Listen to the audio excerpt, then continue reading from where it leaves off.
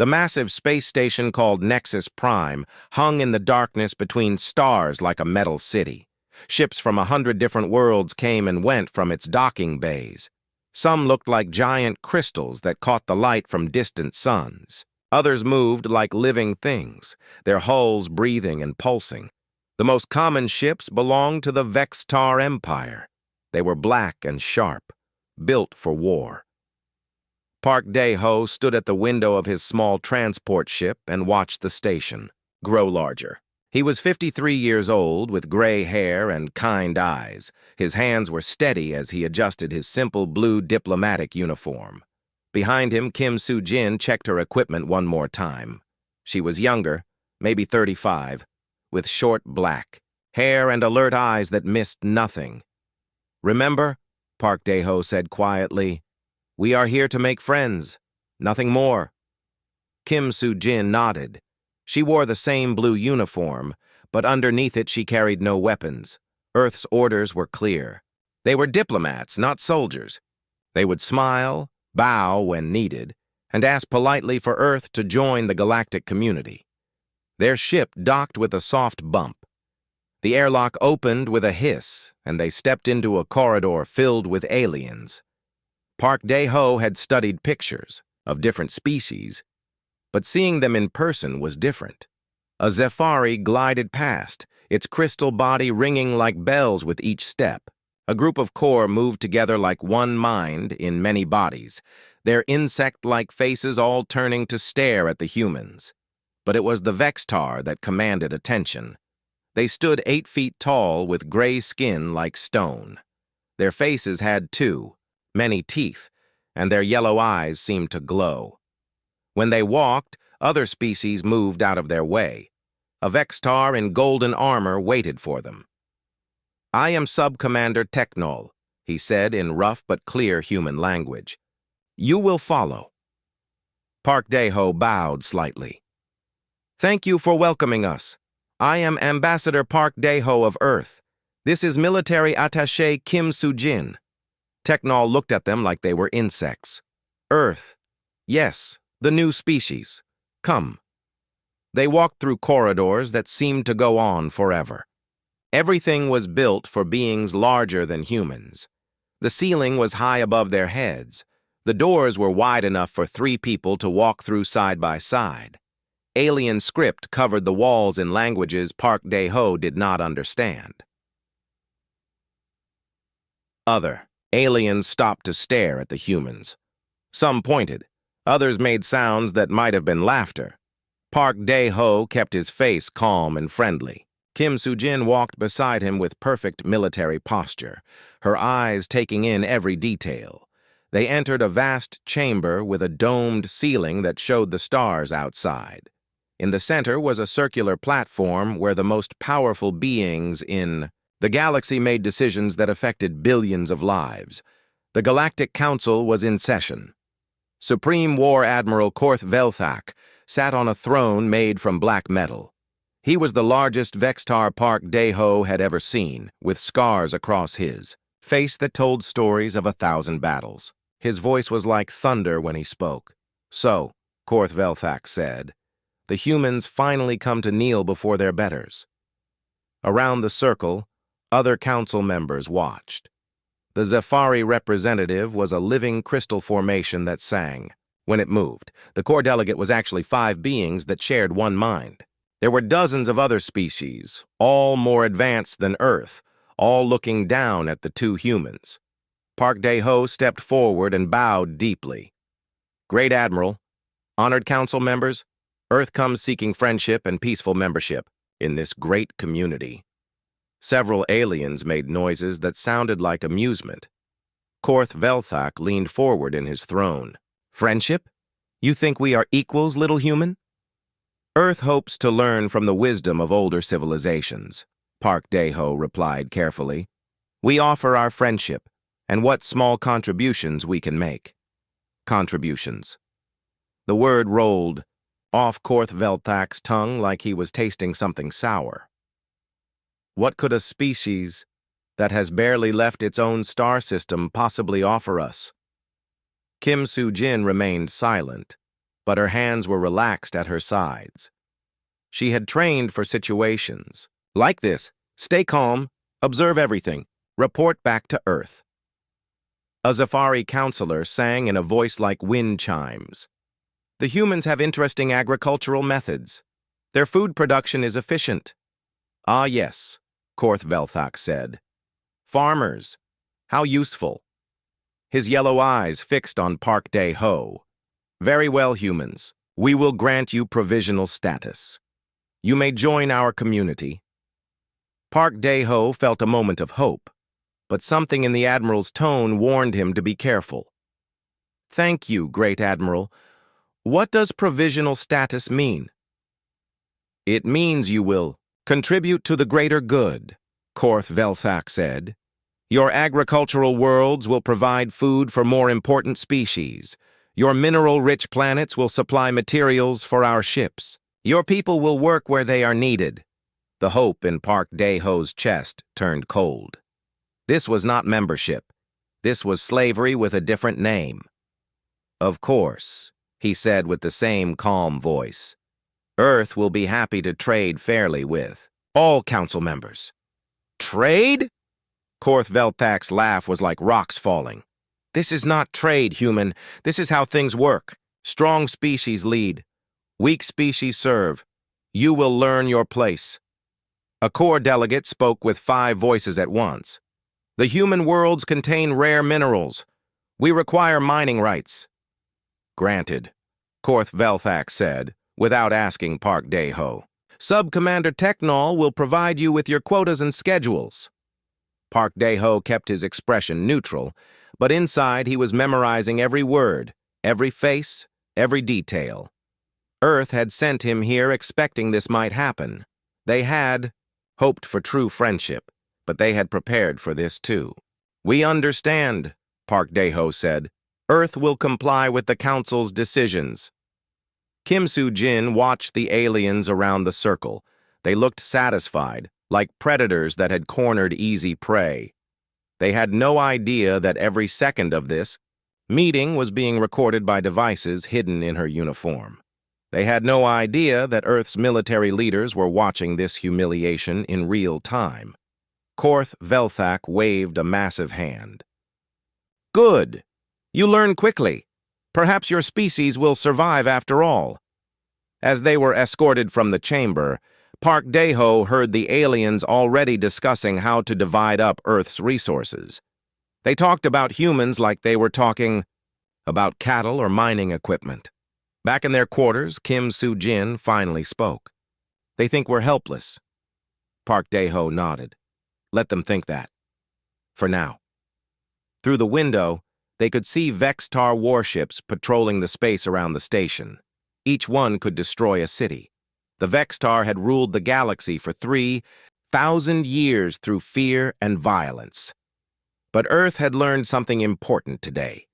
The galaxy's strongest species had one fatal weakness. They believed their own power made them smart. They thought being able to destroy something meant they understood it. Park Dae-ho opened a secure communication channel to Earth. His message was short. Mission accomplished. They have shown us who they really are. In the depths of space, Earth received the message and began to prepare. The galaxy had just made a very dangerous mistake. They had given humans exactly what they needed most. Underestimation. 2 years had passed since Earth joined the Galactic Council as a provisional member. In those 2 years, the aliens had tested human patience in every way they could think of. Captain Lee Jun-ho stood on the bridge of his cargo ship, watching. A Vextar warship blocked their path to the trading station at Kepler 442. This was the 3rd time this month his convoy had been stopped for routine inspection. Captain, his communications officer said, they're demanding we prepare for boarding. Lee Jun-ho was 38 years old, with the steady hands of someone who had spent his life in space. His cargo ship carried medical supplies to human colonies on the frontier. The Vextar knew this, but they stopped him anyway. Tell them we're ready, he said calmly. The Vexatar boarding party came aboard like they owned the ship. Their leader, a sub-commander with fresh scars on his face, looked around the cargo bay with obvious disappointment. "Where are the weapons?" he demanded. "We carry medical supplies," Lee Jun-ho replied, "as stated in our manifest." The sub-commander kicked open a crate, spilling bandages and medicine onto the floor. "We know humans hide weapons. We will find them." For 2 hours, the Vextar tore apart Lee Jun-ho's ship. They found exactly what the manifest said they would. Find medicine, surgical equipment, and food supplements. No weapons. No contraband. Nothing that violated any galactic law, but they took 10% of the cargo anyway. "Transportation tax," the sub-commander said with a grin that showed too many teeth. "For using Vextar-protected space routes." Lee Jun-ho signed the seizure order without argument. His crew watched the aliens load their medical supplies onto the warship. Medicine that could save lives was being stolen, but Earth's orders were clear. "Observe, document, do not resist. Safe travels, human," the sub-commander said as he left. "Try to be more careful next time. Pirates are dangerous in this sector." Everyone knew the only pirates in this sector were the Vextar themselves. On the human colony world of New Kyoto, Dr. Choi Min-seo worked in her laboratory late into the night. She was a xenobiologist, studying alien life forms for Earth's scientific databases. At least, that was what her official job description said. Her real work was much more interesting.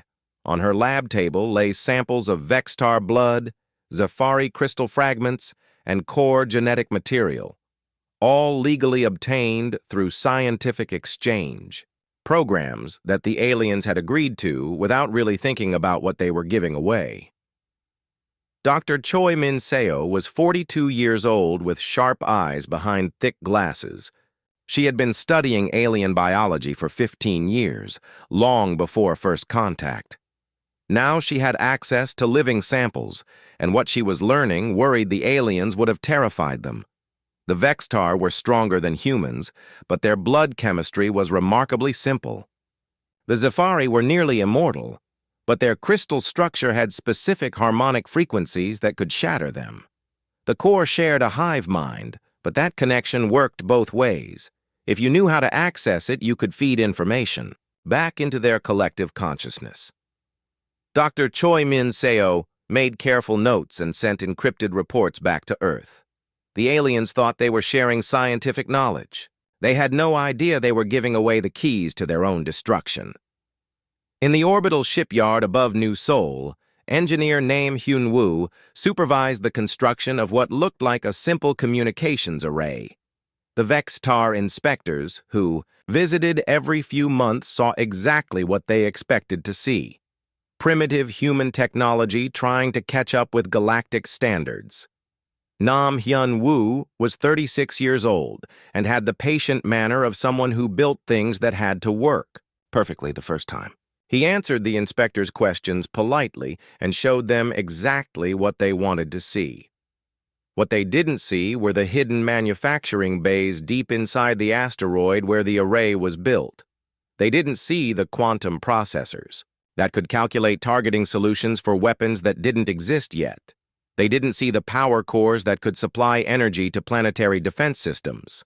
The aliens looked at human engineering and saw backward technology. They missed the fact that human engineers built things to last, to be repaired, and to be improved.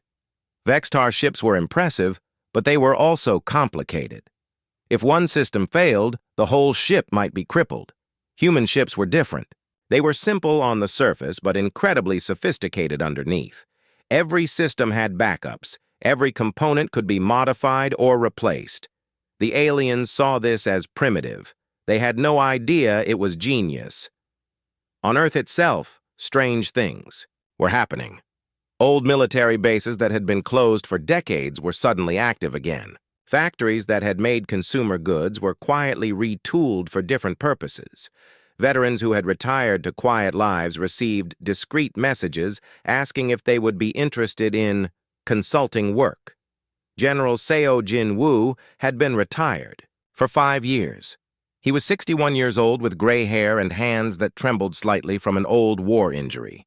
The government pension kept him comfortable in his small apartment in Busan.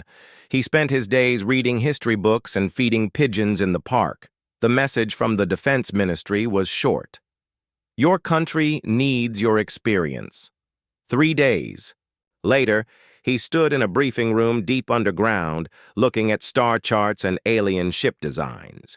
Around the table sat other retired officers, each one a specialist in some aspect of warfare that Earth officially didn't practice anymore. The situation is clear, the briefing officer said. The aliens are testing our resolve. Each provocation is designed to see how much we will tolerate. General Seo Jin-woo studied the reports from Captain Lee Jun-ho and dozens of other incidents. Cargo seizures, tax collection, forced inspections, human civilians arrested on false charges. It was a pattern he recognized from Earth's own history. They're not testing our resolve, he said quietly. They're training us to be slaves. The room fell silent. Everyone knew he was right. The briefing officer nodded. What do you recommend, General? General Seo Jin-woo's hands were steady now. We give them exactly what they expect. We continue to appear weak and helpless. We let them think their plan is working. And then we show them why patience is a virtue. In space, the testing continued. Vextar ships redirected human cargo vessels to longer, more expensive routes. Zephyri traders demanded exclusive access to human agricultural products at below-market prices. Core mining operations moved into asteroid belts that humans had claimed, simply taking what they wanted. Each incident was reported to the Galactic Council. Each complaint was dismissed as normal growing pains for a new species learning its place in galactic society. Park Dae-ho, still serving as Earth's ambassador, continued to file formal protests that everyone ignored. He spoke at council sessions about fairness and justice, making speeches that alien delegates found amusing. But in his private quarters, he met with other human representatives scattered across the galaxy. Ships' captains like Lee Jun-ho brought reports from the frontier. Scientists like Dr. Choi Min-seo shared their research. Engineers like Nam Hyun-woo described the defensive capabilities they were quietly building. The picture that emerged was clear. The aliens weren't just testing human weakness. They were preparing for something bigger.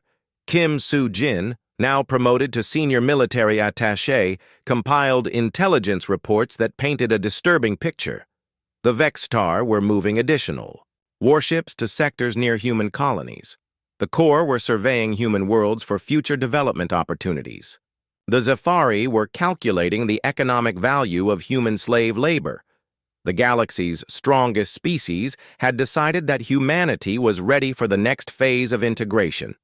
Soon the testing would end and the real subjugation would begin. But they had made one crucial mistake. They assumed that human patience meant human weakness. They believed that because humans didn't fight back, humans couldn't fight back. Earth received every report, cataloged every insult, and prepared for the day when patience would no longer be a virtue. The aliens had taught humanity exactly what kind of enemy they were facing. Soon, it would be time to return the favor. The attack on New Busan came without warning on a Tuesday morning when the children were in school. Han So-young was teaching her second-grade class about Earth animals when the first Vextar gunships appeared in the sky. She was 28, years old, with a gentle voice that made even the most restless children pay attention. Her classroom walls were covered with drawings that her students had made, pictures of tigers and elephants and whales from the homeworld that most of them had never seen. "Teacher Han," little Park Min-jun said, pointing out the window. "Why are those ships so angry-looking?" Han So-young looked up from her lesson plan and felt her blood turn cold. The Vextar ships were black and sharp like flying knives. They moved in perfect formation toward the center of New Busan colony. These were not cargo ships or patrol vessels. These were warships. The emergency alert sounded across the colony just as the first energy beams lit up the sky. Han So-young had practiced this drill many times, but she had never thought it would be real. "Everyone under your desks," she said, in the calm voice she used when someone fell down at recess. "Remember what we practiced. Stay quiet and stay down." 23 children, aged 6 and 7, crawled under their small desks as the windows shook from explosions outside. Han So-young could hear screaming in the distance and the terrible sound of buildings falling down. The classroom door burst open. A Vextar soldier in black armor filled the doorway. His weapon was bigger than Han So-young's entire body. Behind his helmet, yellow eyes burned with cruel satisfaction. "Humans," he said in rough Korean, "you come now." "These are children," Han So-young said, stepping between the soldier and her students. "They have done nothing wrong," the soldier laughed. "Children grow into adults. Adults cause problems. Better to solve problems when they are small." Han So-young understood what he meant. She had heard rumors from other colonies about what happened when the Vextar decided a species needed correction. The children under the desks were crying now, but they were trying to be quiet like she had taught them. "Please," she said, "take me. Leave the children alone." "I take everyone," the soldier said, raising his weapon. Han So-young spread her arms wide, trying to cover as many desks as she could. No. The energy beam took 3 seconds to charge. In those 3 seconds, Han So-young thought about her students and how they drew pictures of animals they had never seen. She thought about little Min Jun, who always forgot his lunch and shared her sandwich. She thought about Sumi, who wrote poems about missing her grandmother on Earth. The beam burned through her chest and kept going, destroying the wall behind her. As she fell, Han So-young saw Vextar soldiers entering through the hole where the wall used to be. But the children were alive. Her body had shielded them from the worst of the blast. That was enough. The Vextar killed 347 civilians that day in what they called a liberation operation. New Busan had been inefficiently managed by humans, they announced. The colony would now be administered by more experienced species for the good of the galactic community. Supreme War Admiral Korth Velthak appeared on every communication channel in the galaxy to explain the action. He stood in the ruins of New Busan's town hall, his massive form surrounded by the bodies of human farmers and teachers and children. "Let this be a lesson," he said to the cameras. "Humanity has been given many chances to accept their place in the galactic order. They have chosen defiance. They have chosen to resist the natural hierarchy of species." Behind him, Vextar soldiers loaded surviving humans into transport ships. Men, women, and children were herded together like animals, their hands bound with energy shackles. "These humans will be relocated to facilities where they can contribute productively to galactic society," Korth Velthak continued. "Their former homes will be redistributed to species that can use them more efficiently." The broadcast was seen on every human world and on Earth itself. In the Global Defense Headquarters in Geneva, President Yoon Tae-min watched with his senior advisors as the Vextar displayed human bodies like hunting trophies. President Yoon Tae-min was 59 years old and had spent his entire political career working for peace. He had been the one to authorize the diplomatic mission that led to Earth joining the Galactic Council. He had believed that patience and goodwill could overcome any misunderstanding. Now he watched alien soldiers kick the body of a human child while they laughed. "Sir," his military advisor said quietly, "the Defense Council is requesting an emergency session." President Yoon Tae-min nodded without taking his eyes off the screen. "Contact Ambassador Park. Tell him to file a formal protest with the Galactic Council." "Sir, with respect, protests haven't worked for 2 years." "I know," President Yoon Tae-min said, "but we need to maintain the illusion a little longer." The emergency session was held in the deep bunkers beneath the Swiss mountains. The people who gathered there were not the same politicians and diplomats who had been handling alien relations for the past 2 years. These were men and women with different skills. General Seo Jin-woo entered the briefing room with steady steps. Behind him came people whose names were not in any public directory. Admiral Park Sung-ho had been officially retired for 3 years, but his understanding of space warfare was unmatched. Dr. Yang Mi-jin had spent her career studying how different species thought and how their minds could be influenced. The memorial service for the victims of New Busan was broadcast across human space. Families gathered in homes and community centers to honor the dead. They sang old songs and told stories about people who would never come home. But something else was happening during those memorial services. In the back of the crowds, people noticed faces they hadn't seen in years. Veterans who had fought in Earth's last wars, engineers who had built things that no longer officially existed, scientists who had studied subjects that were supposedly theoretical. The Vextar monitoring human communications saw exactly what they expected to see: a defeated species mourning their dead and accepting their fate. They saw tears and grief and fear. They didn't see the quiet conversations happening in secure channels. They didn't see the messages being passed through networks they didn't know existed. They didn't see humanity's true nature finally beginning to surface. On the Galactic Council station, Ambassador Park Dae-ho filed his protest as ordered. He stood before the same council that had welcomed Earth 3 years ago and spoke about justice and the protection of innocent life. The alien delegates listened with obvious boredom. Some of them weren't even paying attention. The Zephyri representative was composing music. The core delegate was having an internal conversation among its 5 bodies. The humans of New Busan were in violation of productivity requirements, Korth Velthak said when Park Dae-ho finished his speech. They refused to meet their agricultural quotas. They hoarded resources that could benefit more advanced species. The action taken was necessary and legal under Galactic Council Resolution 7731. Resolution 7731 allows for economic sanctions, Park Dae-ho replied, not military action against civilians. Resolution 7731 allows for any action necessary to maintain galactic stability, Korth Velthak corrected, including the removal of problematic populations. Around the council chamber, other delegates nodded in agreement. This was how things had always been done. Strong species ruled. Weak species served or were removed. I see, Park Dae-ho said, quietly. Thank you for clarifying the council's position.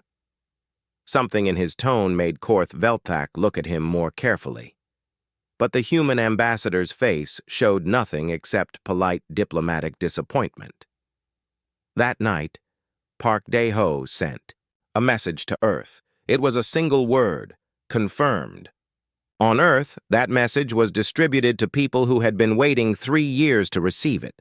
The word passed through secure channels to retired generals and sleeping defense contractors. It reached scientists who had been working on theoretical projects and engineers who had been building things that officially didn't exist. Humanity had learned everything they needed to know about their enemies. The aliens had shown their true nature, their capabilities, their weaknesses, and their intentions. The time for patience was ending. In the depths of space, human ships that had been carrying cargo for 3 years began to quietly change course. Mining operations that had been providing materials to alien worlds suddenly reported equipment failures. Trade routes that had supplied food to alien populations experienced unexpected delays. The galaxy's strongest species had just made the mistake that would cost them everything. They had confused human patience for human weakness. Soon, they would learn the difference. The silence began on a Wednesday. Across the galaxy, human ships simply stopped arriving at alien ports. Trade vessels that had brought food and manufactured goods for 3 years vanished from shipping lanes.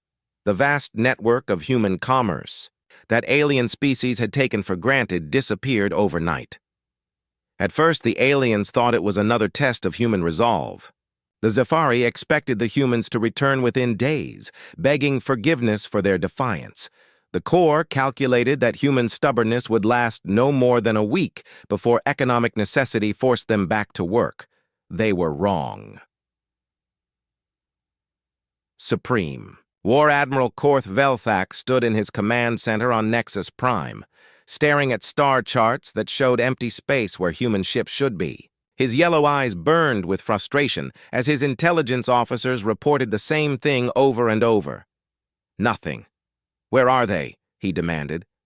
Subcommander Tech Null, who had grown fat on the profits of harassing human cargo ships, shifted nervously. "Our patrol fleets have found no human vessels in any of the primary shipping routes. It's as if they've simply vanished." "Ships don't vanish," Korth Velthak growled. "Find them." But the Vextar couldn't find them because they were looking in the wrong places. For 3 years, human ships had used the established trade routes, the monitored shipping lanes, the paths that alien patrol fleets watched carefully. Now they were somewhere else entirely. Captain Lee Jun-ho commanded a convoy of 50 human cargo ships moving through a region of space that official star charts marked as empty. His vessels had been modified in ways that the aliens who had inspected them would never have imagined. What looked like simple cargo containers actually contained advanced sensor arrays and communication equipment. His primitive engines could now push his ships faster and farther than any alien vessel. "Captain," his navigation officer reported, "we're receiving confirmation signals from all fleet elements. Operation Silent Running is proceeding as planned." Lee Jun-ho nodded. For 3 years, he had endured Vexitar inspections and theft. He had watched alien soldiers steal medicine from his cargo holds, while human colonies went without supplies. He had been forced to smile and bow while they called him weak. Now it was time to show them what human patience had built. On Earth, the transformation was complete. General Seo Jin-woo stood in a command center that officially didn't exist, watching displays that showed the positions of every human ship in the galaxy. What the aliens had seen as scattered, vulnerable cargo vessels were actually elements of the largest military force ever assembled. "Status report," General Seo Jin-woo requested. "All Phase 1 objectives achieved," his operations officer replied. "Human assets have been withdrawn from alien-controlled space. Phase 2 assets are in position." Admiral Park Sung-ho, whose retirement had been a carefully crafted deception, studied tactical displays showing alien fleet positions. "They're reacting exactly as we predicted. Korth Velthak is sending search fleets to the main shipping routes." "Let him search," General Seo Jin-woo said. "Dr. Yang, what's the status on psychological operations?" Dr. Yang Mi-jin was monitoring communication channels across alien space. She was a small woman with sharp eyes who had spent years studying how different species processed fear and uncertainty. "The silence is having the desired effect. Alien worlds that depend on human food imports are beginning to panic. The core hive mind is showing signs of stress fractures." The truth was that humanity had never been as helpless as they appeared. Every cargo ship that had endured alien inspections had been gathering intelligence. Every diplomatic meeting had been an opportunity to study alien psychology. Every insult and humiliation had been data to be analyzed and used. Dr. Choi Min Seo had spent 3 years collecting biological samples from alien species. Now her research was being put to practical use. In secure laboratories on Earth and human, colonies, teams of scientists were developing weapons specifically designed to exploit alien weaknesses. The Vextar prided themselves on their strength, but their simple blood chemistry made them vulnerable to targeted biological agents. The Zephyri seemed immortal, but their crystal structure could be shattered by specific harmonic frequencies. The core shared thoughts across their hive mind, but that same connection could be used to feed them false information or overwhelming sensory input. Engineer Nam Hyun-woo's communication arrays revealed their true purpose. What looked like primitive human technology was actually a galaxy-spanning network of sensor platforms and weapon systems.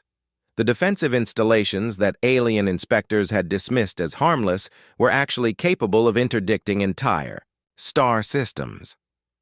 When the first Vextar search fleet arrived at the human colony of New Sol, they found something that didn't match their intelligence reports. Commander Bae Young-soo waited for them aboard a ship that looked nothing like the cargo vessels the Vextar were used to seeing. His vessel was sleek and deadly, built for war, rather than commerce. Around him, a fleet of similar ships emerged from positions the aliens had thought were empty space. Commander Bae Young-soo was 43 years old and had trained his entire adult life for this moment. He had studied every battle the Vextar had ever fought, analyzed every tactic they used, identified every weakness in their formations. "Vextar fleet," he transmitted on an open channel. "You are trespassing in human space. Withdraw immediately." The Vextar fleet commander's response was predictable. "Humans do not have space. You exist at our sufferance. Surrender now, and your deaths will be quick." "I see," Commander Bae Young-soo replied. "Thank you for clarifying your intentions." The battle lasted 17 minutes. The Vextar had superior numbers and more powerful individual ships. But they fought like they always fought, with brute force and overwhelming firepower. They expected their enemies to break and run when faced with Vextar military might. The humans fought differently. Their ships moved in coordinated patterns that confused alien targeting systems. Their weapons struck with surgical precision at specific weak points in Vextar hull design. When Vextar commanders tried to adapt, they found that human tactics shifted faster than they could respond. Most importantly, the humans fought like they had studied their enemy for years and prepared for this exact scenario, because they had. The entire Vextar search fleet was destroyed. Not a single human ship was lost. Similar scenes played out across the galaxy as other alien fleets encountered the reality of human military capability. The Corps lost 3 mining fleets when human ships appeared in asteroid belts they thought they controlled. A Zephyri patrol was obliterated when their crystalline hulls shattered from precisely tuned sonic weapons. On Nexus Prime, Korth Velthak received reports of destruction from a dozen different sectors. His intelligence officers stammered explanations that made no sense. The humans couldn't have this many ships. They couldn't have this level of technology. They couldn't have organized this kind of coordinated response, but they had. "How is this possible?" Korth Velthak demanded. "We monitored their communications. We inspected their ships. We controlled their trade routes." His intelligence chief, a scarred veteran of countless campaigns, looked at the tactical displays with growing horror. "Sir, it appears we were only seeing what they wanted us to see." The truth was worse than that. For 3 years, the humans had been playing a role. They had acted weak and submissive while building the most sophisticated military machine the galaxy had ever seen. They had endured insults and theft while preparing to turn their enemies' own assumptions against them. Every human who had bowed politely to alien demands had been gathering intelligence. Every ship that had submitted to inspection had been studying alien technology. Every diplomatic protest that had been ignored had been a test of alien psychology. The Vextar and their allies had spent 3 years training humanity to be the perfect enemy. They had shown humans exactly what kind of threat they faced, exactly what tactics they used, exactly what weaknesses they had. Now humanity was using that knowledge. Korth Velthak's communication system activated. The human ambassador, Park Dae-ho, appeared on the screen. But he wasn't in the diplomatic quarters where he was supposed to be. He was somewhere else, somewhere with military displays and uniformed personnel in the background. "Admiral Korth Velthak," Park Dae-ho said in the same polite tone he had always used. "I trust you are beginning to understand your situation." "What have you done?" Korth Velthak demanded. "We have revealed our true nature," Park Dae-ho replied. "Just as you revealed yours 3 years ago. The difference is that we were paying attention." Around the galaxy, alien species that had grown comfortable bullying humanity were discovering that their victims had become their hunters. The humans weren't seeking conquest or empire. They were delivering a lesson that would be remembered. For 1,000 years, the galaxy's strongest species had mistaken patience for weakness. Now they were learning the difference. The war that followed was unlike anything the galaxy had ever seen. The Vextar Empire had conquered worlds through fear and overwhelming force for 3,000 years. They would arrive with massive fleets, destroy any resistance, and rule through intimidation. It had always worked. It didn't work against humanity. Admiral Park Sung-ho commanded the human fleet from a ship that had been disguised as a cargo vessel for 3 years. Now its true form was revealed. A command platform more sophisticated than anything in the Vextar arsenal.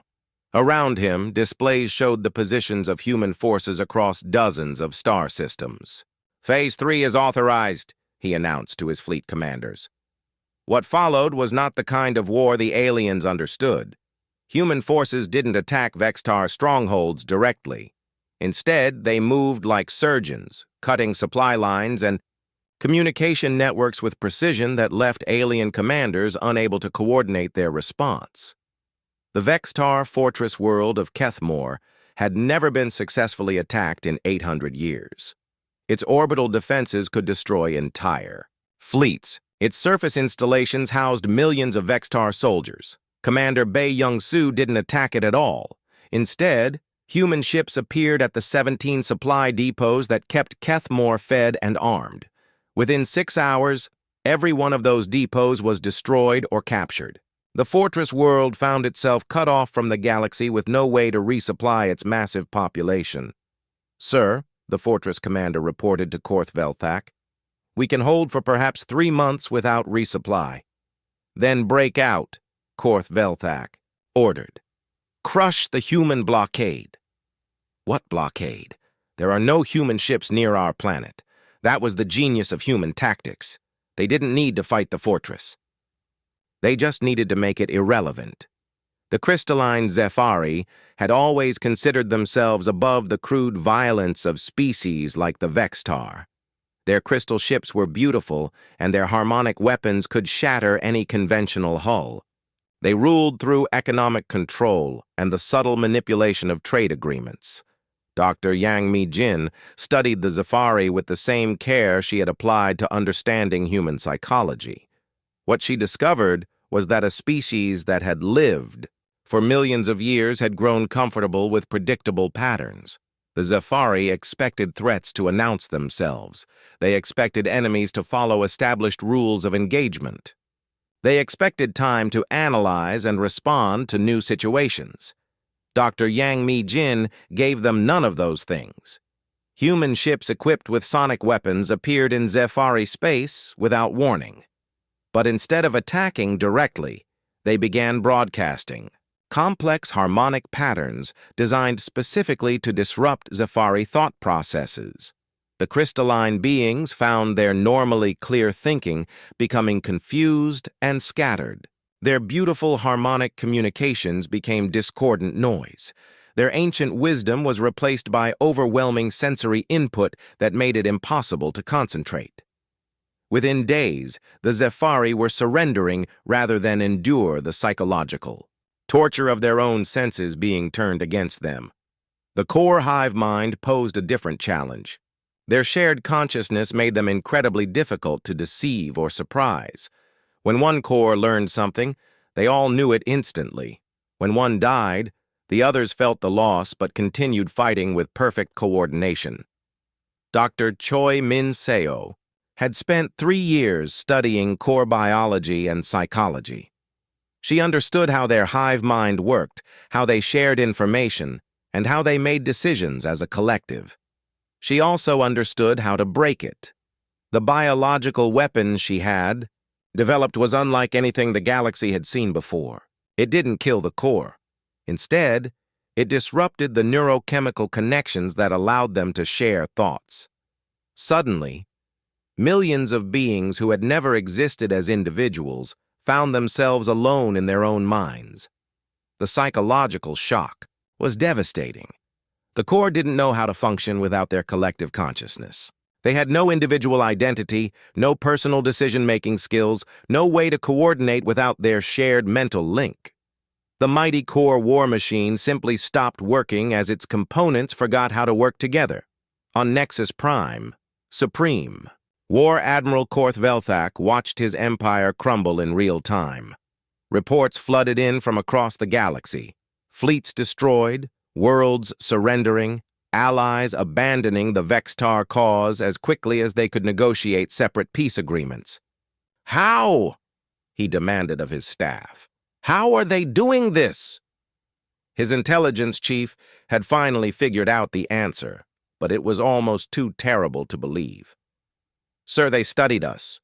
For 3 years they studied everything about us. Our tactics, our technology, our psychology, our biology. They know us better than we know ourselves." Korth Velthak's yellow eyes burned with rage and something else. Fear. "Then we know them too. We watched them for 3 years as well." "No, sir," the intelligence chief said quietly. "We saw what they wanted us to see. We learned nothing real about them, but they learned everything about us." The final blow came when human forces appeared in the home system of the Vextar Empire itself. Korth Velthak's flagship was surrounded, but the humans didn't destroy it. Instead, they disabled its weapons and engines, leaving it helpless but intact. Ambassador Park Dae-ho's face appeared on Korth Velthak's communication screen one last time. Behind him, the Admiral could see human officers working at stations. With calm efficiency, there was no celebration, no gloating, just professional competence. "Admiral," Park Dae-ho said with the same polite tone he had used for 3 years, "I believe it's time for us to talk." Korth Velthak had no choice but to listen. 3 years ago, Park Dae-ho continued, Earth came to the Galactic Council seeking friendship and peaceful membership in the galactic community. We were told that strong species rule and weak species serve. We were shown our place in the hierarchy you had established. On screens throughout the galaxy, every species watched as the human ambassador delivered his message. "We accepted your lesson," Park Dae-ho said. "We learned exactly what kind of neighbors you were. We saw how you treated species you considered weak. We experienced your idea of galactic order." Korth Velthak tried to speak, but Park Dae-ho continued. "Now we offer our own lesson in return. Earth has no desire for empire. We do not seek to rule other species or claim territory that belongs to others. We want only to live in peace and trade fairly with those who treat us with respect." Around the galaxy, alien leaders listened with growing understanding of their situation. "But make no mistake," Park Dae-ho said, and for the first time in 3 years, his diplomatic smile disappeared. "Our patience should never be confused for weakness. Our desire for peace should not be mistaken for inability to wage war. You taught us who you really were. Today we have shown you who we really are."